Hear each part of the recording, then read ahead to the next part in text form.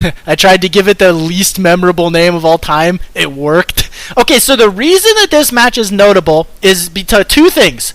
So it's an unranked match, so I was thinking no big deal, right? Like, I probably wouldn't be placed versus anyone important, let alone like a TI winner, for example. Definitely wouldn't happen.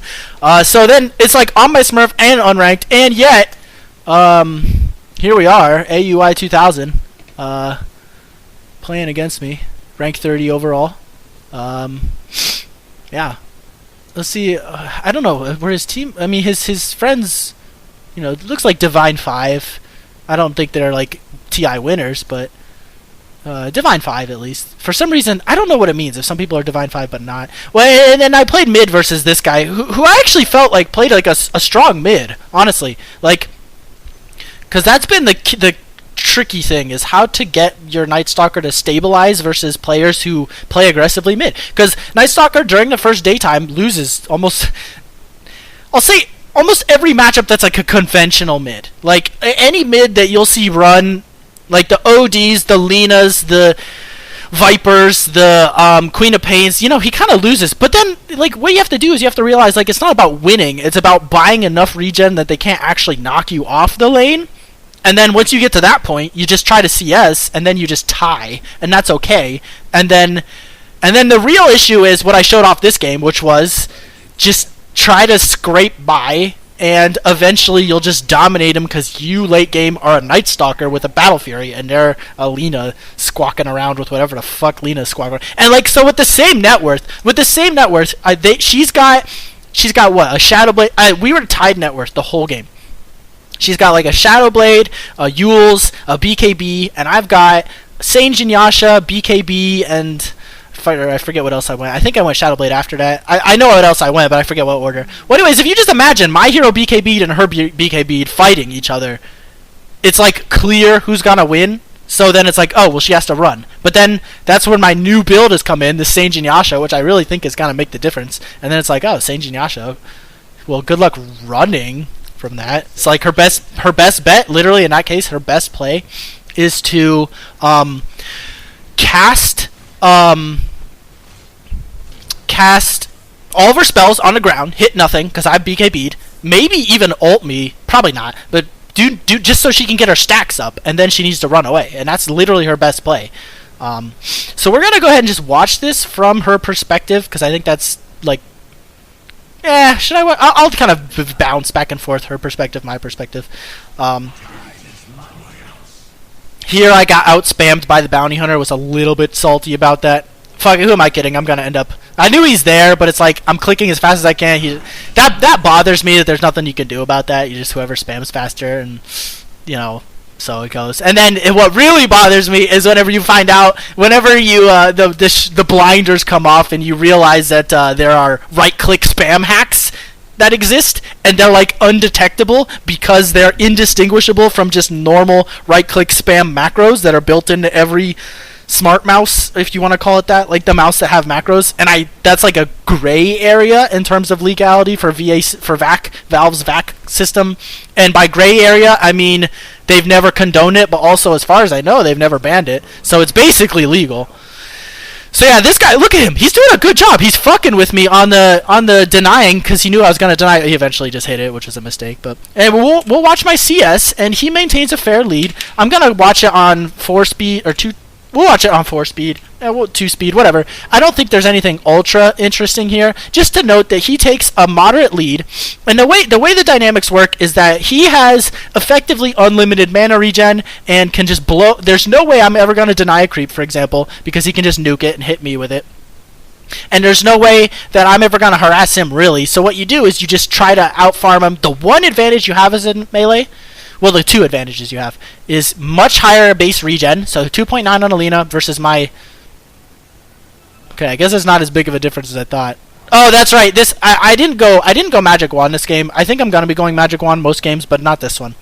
I don't know. I was just trying out. I was trying rushing a Ring of Basilius because I was like, that'll give me mana regen and armor, which it does, and damage. But I think at the end of the day, the HP regen from Magic Wand is too good to ignore. I got my courier sniped, kind of forgot there was a bounty hunter, so it goes. These things happen.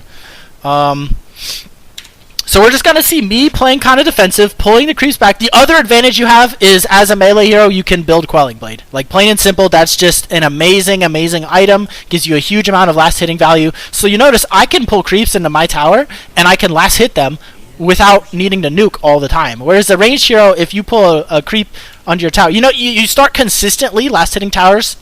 You start consistently last hitting creeps under towers at about 100 damage. So you notice he's pretty far away from that. Whereas a melee hero, this is 72 plus 24. You're already right in the neighborhood of 100 damage. That's what?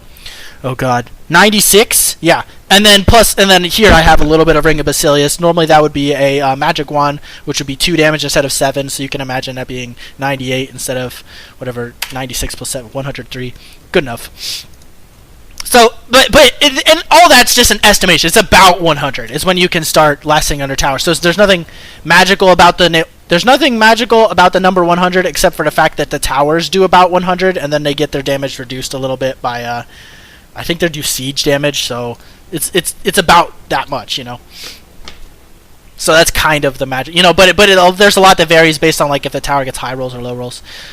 So here we are. This is very common where I'm kind of running low on health regen. They like start to get ahead of my health regen in terms of how much damage they're spamming me. And at that point, you want to be basically doing two things. You want to be buying your Ring of Regen, and you also... Oh, this annoyed me. Yeah, so here they had a gank, and I just got roasted.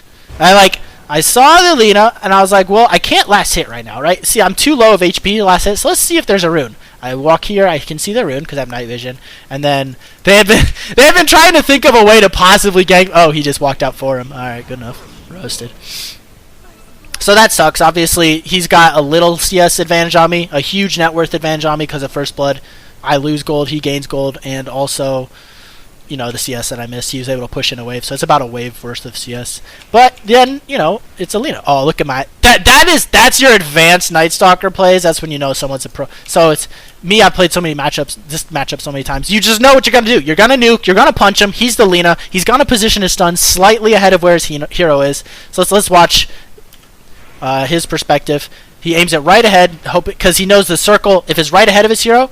The reason they do that is so they don't have to turn around. Turning around takes time in Dota, obviously. So this is a way to hit the stun on people behind you without losing time on turning around.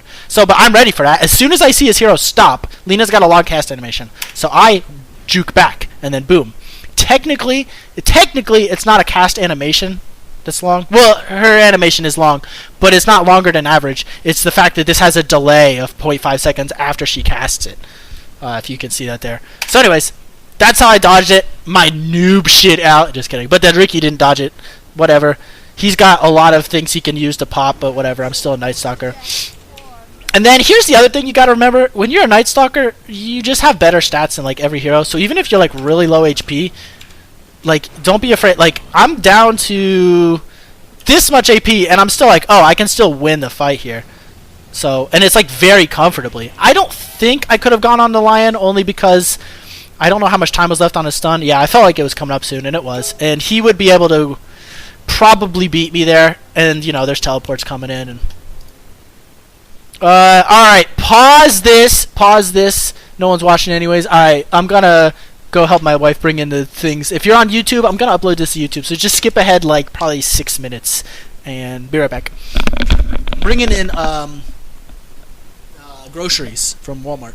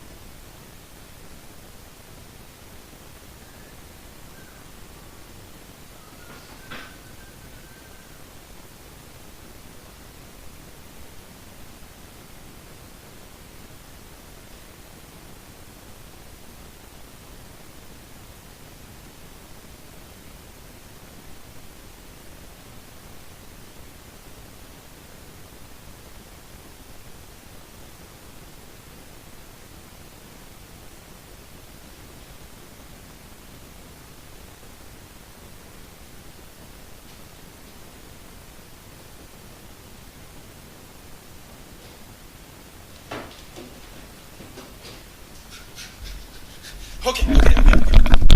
All right. Resuming the broadcast. Got the groceries all taken care of. All right. So where were we? Oh yeah, I just killed the bounty hunter. Lion's stun was cooling, so I ran away from that. That's fine. Got the kill on Lina, so that's really big. But because Lina already had a pretty big advantage on me from first blood, it's like not even close still. Even though I got the kill on her, so I guess part of it must be that just CS difference too, and first blood. First blood gives obviously more gold. But anyway, she's got a big ass advantage on me. But that's fine. That's the key. That's I think the takeaway point from this is I want to show you this is a Lina who she didn't brutally destroy me mid, but she did moderately destroy me mid. It was like she had a big advantage. It wasn't like such a brutal, you know, sometimes you get those humiliations mid where like you come out and you die as soon as you, it wasn't quite that, but she did like do a number on me, and I still feel like that's okay, and that's what makes this build potent, is like you don't have to completely dominate them in the mid lane for you to scale. And that's really what I've been looking to do on my hero for a long time. Yeah, so she's trying to stun me. I got the CS. This is like where it gets real touch and go because the bounty hunter's here. I'm trying to CS again. Yeah, you pretty much have to get the infused raindrops. Oh, and here's another thing too. I learned this from an enemy mid who did it to me. You just keep buying them. If you're versus a Lina, like the heroes that spam like that. Oh, bounty hunter's going for the kill there. Is he actually even close to killing me there? Oh no, he didn't have nearly enough damage. It looks close now, but like then my ring of hell starts kicking in, and I'm already out of kill range because it only does 100. Oh, it does 150 still, and I had the raindrop, so yeah, he's not gonna kill me there. Anyway, so yeah, that's like that's how you know it's like a build worth doing. Is you just have to not get totally ruined, and then you'll be okay. So Lina spams out her lane so that she doesn't miss CS. She runs home to heal. You know, like the idea being that if you spam out the lane, then the lane's pushing in. Here, let me... Yeah, you guys probably know what I mean by that. I'm not going to rewind for it. So you spam out the lane so it's pushing into my tower so that minimal amounts of her... Like, if the lane's pushed into... Yeah, you got to do more of that juking, but I can't do too much because it's under her tower. Fuck it. I'm already... Let me just show you what I mean by spamming out the lane. If most of you guys probably already know what I mean, but she did that. So then she's got a little bit of mana left. She sees me going to the rune. She knows or to the fountain. She knows I'm there. So she's gonna chase me, and she's like, it's not worth it. So she just, like, basically just spams out the lane. Alright, she misses one CS. But then, basically, since the creeps are here, my creeps are gonna win when it pushes up, which means that since my creeps are winning, few of them are gonna die. So she missed one creep that you saw just right there, and then... She misses a second creep, and then that's it. You know, she's already back since she kind of pushed in the wave. I'm doing more of my juking, but I can't really win a direct fight because the tower will start hitting me. But it's okay. I can trade a little bit inefficiently because I have a lot more regen than she does, but not that inefficiently because she just has powerful nukes, and she can right-click me a lot, and I can barely right-click her. I'm considering getting the silence. I don't know. It's hard. I skip it a lot of times because... You don't really have the mana to... And that was my idea behind the Ring of Basilius, is getting a little bit more mana regen, because you don't really have the mana to keep spamming that. So she's doing a good job of... If she can't kill me, she can at least like F with my tower. See, I got a second raindrops. They give you a lot more regen. I don't get it versus the Queen of Pain, which is the matchup that I played earlier. Because the Queen of Pain, they always not max, but they level up their dagger a lot, the Shadow Strike. And if, I just wanted to get a nuke on him. The thing about the Shadow Strike is it pops one charge of this for 50 damage. Because it... Or maybe... I'm pretty sure the first hit, like... Let's look this up really quick. But I think it's like if you get rank 3 of the Queen of Pain dagger, it like actually... And a lot of them do. Then it actually pops one tick of it, which feels bad. Where is it? I'm like having a hard time seeing the hero. There she is. So rank 3 does 100, so it shouldn't pop it. I think the minimum... Wait, no, the minimum is 50 damage, right? Alright. We're learning here, boys. Sorry for you guys who already know this, but I'm learning here.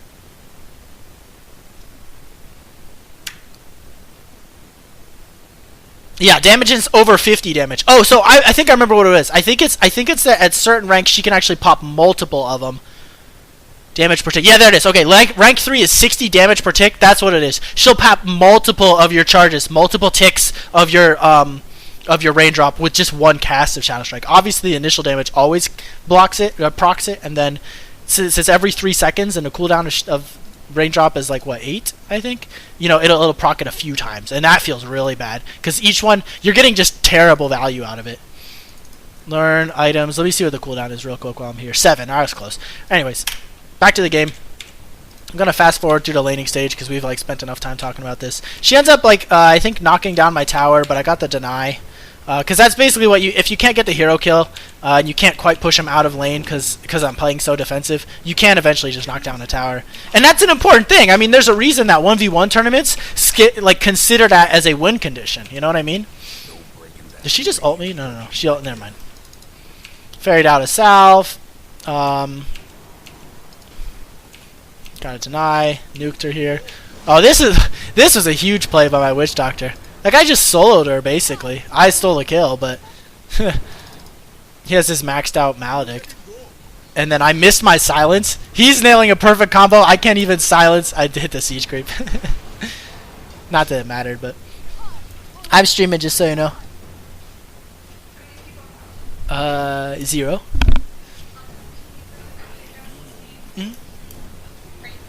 No, I'm watching to a replay right now. Yes. Yes, I'm almost done. I'm watching a replay. I'm gonna upload this to YouTube later. Okay. Alright, I will go get that soon, okay? Okay. Alright, so we'll watch this kind of in abbreviated mode then. So here, I'm still working this out. I think, I'm not sure if you get power treads right away or not. The strength's nice, but meh, we'll see. Alright, so we're just gonna watch. I just like participate in some ganks. Denied the mid tower. It's the second night. This is where you start to rotate a little bit. She's got a Shadow Blade advantage on me. I heard her Shadow Blade, like I heard the noise, but I didn't see the animation. So I assumed that was Bounty Hunter, but his doesn't make that same noise, so I was kind of misplaced. So I got hit there. I didn't end up dying. Got out. Tried to nuke the lion. The Abba is Aui, so he plays pretty well, like keeping his allies alive.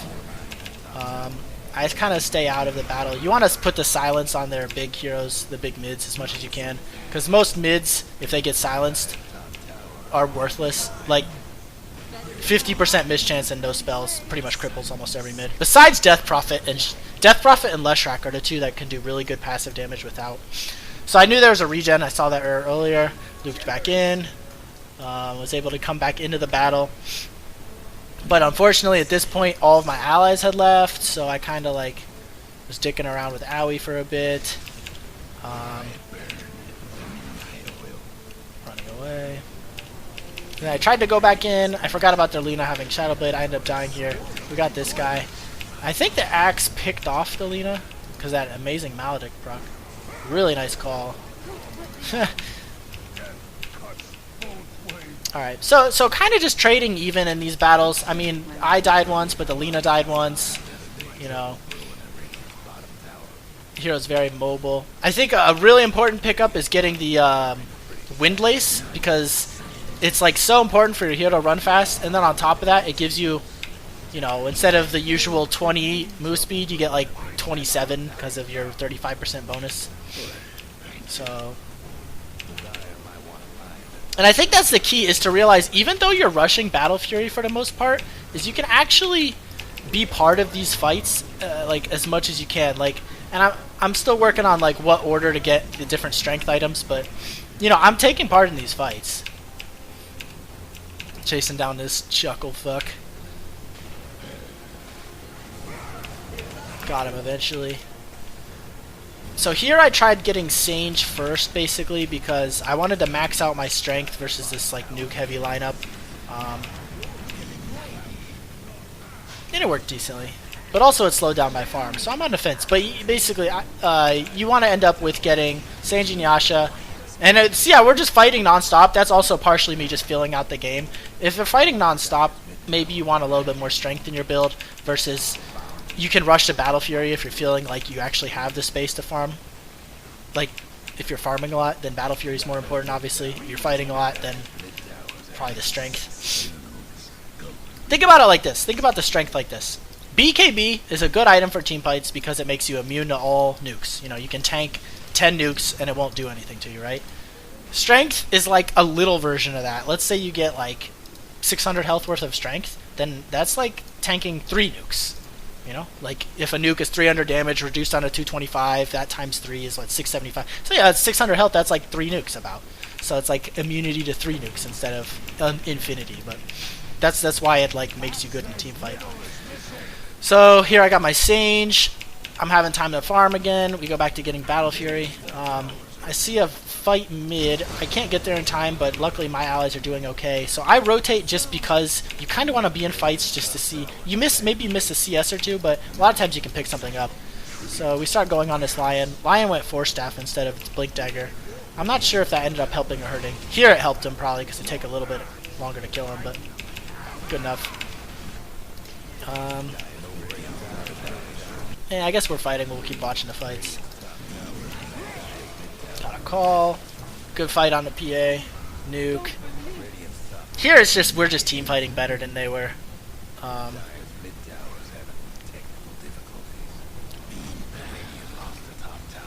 And that's the key is basically you want to silence someone who's important in a battle. Abba's a great hero to silence. Most of these heroes are totally in the early game. Your silence effectively just removes a hero, which is pretty powerful. Like almost any hero with 50% dodge and silence is gonna be worthless. So you end up getting this numbers advantage, and then like he heavily underestimated my ability to chase here. But you'll notice I'm at 492. This is before you even finish changing Yasha. When you finish changing Yasha, you're sitting at maxed 550.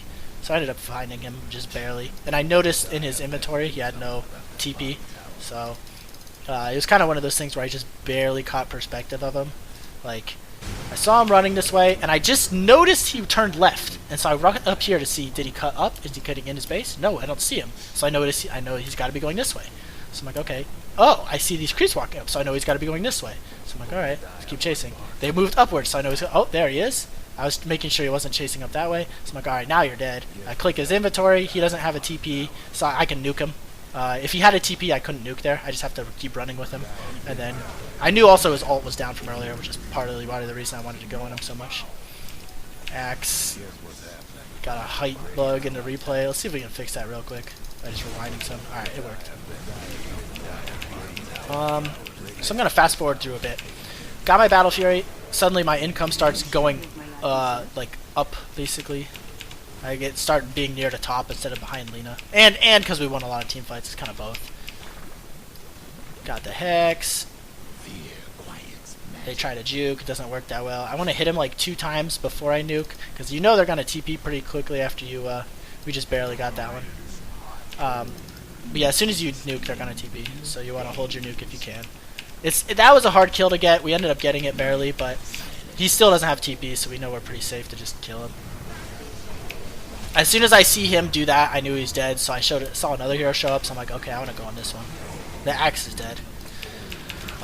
Sage and Yasha obviously makes you a lot better at chasing. Alright, let's go to the next. There I was just trying to make sure I was just running to Roche quick to make sure I didn't Roche. Fine. Sage and Yasha, this is the dream. Your hero's running around really fast. Ton of HP. They did a pretty good smoke gank there. Yeah. I don't know. That's a tough one.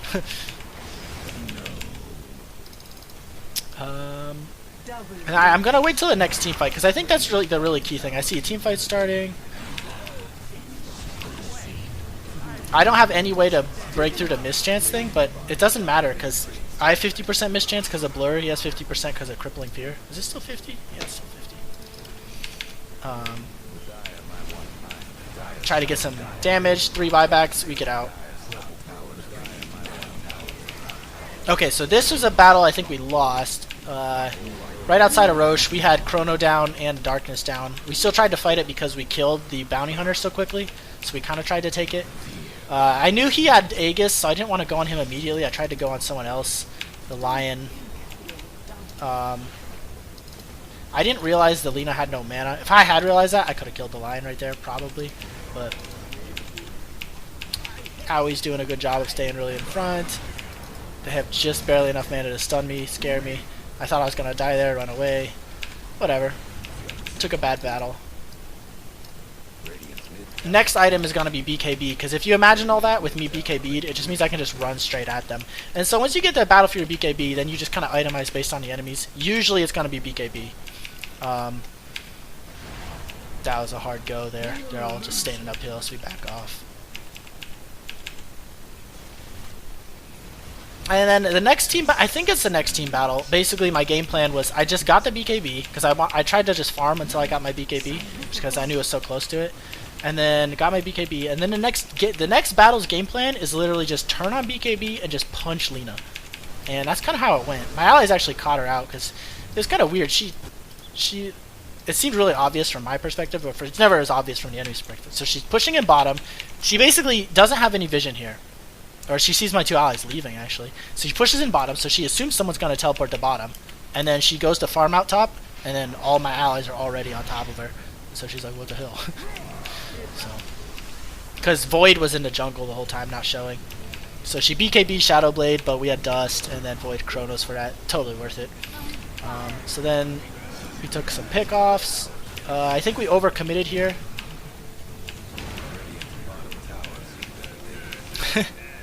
I didn't realize how this happened the first time, but Void, we kill, Lina's dead, we kill this guy, so Void's thinking, I'm the man, I'm gonna just run uphill, and he dies instantly. And I was like, what the hell happened here? It's because he used Mask of Madness before he walked uphill, so this guy hits him with Desolator, and the Talent, and Mask of Madness. He's like minus 30 armor or some shit. Alright. Almost done! Let me do the last couple team battles. Alright, I think there's like one. We're gonna 16 times through it to the next couple team battles. Alright, here's the next team battle, I think. I was in this area, so I know it's coming up.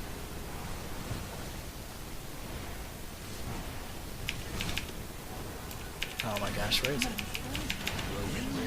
Okay, I stole Roche. She went down. I had Aegis and Cheese, so I kind of let myself die here. Just punched, saving my Aegis and BKB and everything. Turn on BKB, just kill everything. And then, so that was not too bad. Skipping ahead. I think there was one more bottom lane where, like, I think it was around here, where yeah, LINA just. So I found her and I just turned on BKB and just punched her. And I had a huge advantage at this point, but still, she just can't do anything, you know. And then right at the end of the game, I think right as we were finishing up, I had one more kill on her before the game was over. So she just went to like farm a creep. And at this point, I'm like jacked beyond belief, and I have a nullifier and Orchid. And so she can't do anything. It was literally faster than they could blink and stun me, and I already killed her, so they have to leave. But anyways, that's kind of how the hero works. It just, you know, it's a strong hero late game. You know, that's when you get nullifier and like everything else. I mean, this is about finished. You end up selling the Saint Yasha for Boots of Travel, because you'll be sitting at, you can't see it here, it's like 533 with Boots of Travel only, so you get the slot for Saint Yasha. Then you can end up selling Battlefury for something later if you want Satanic or AC, or there's a lot of options for that last slot. Scatty sometimes. Alright guys, I gotta head out. Thanks for tuning in. That's this replay, and I'm pretty sure, since I did beat AUI, I'm pretty sure, and if he won a TI, I think that by transitive property, that means that I have now won a TI. Alright, take care guys. I'm gonna sign off.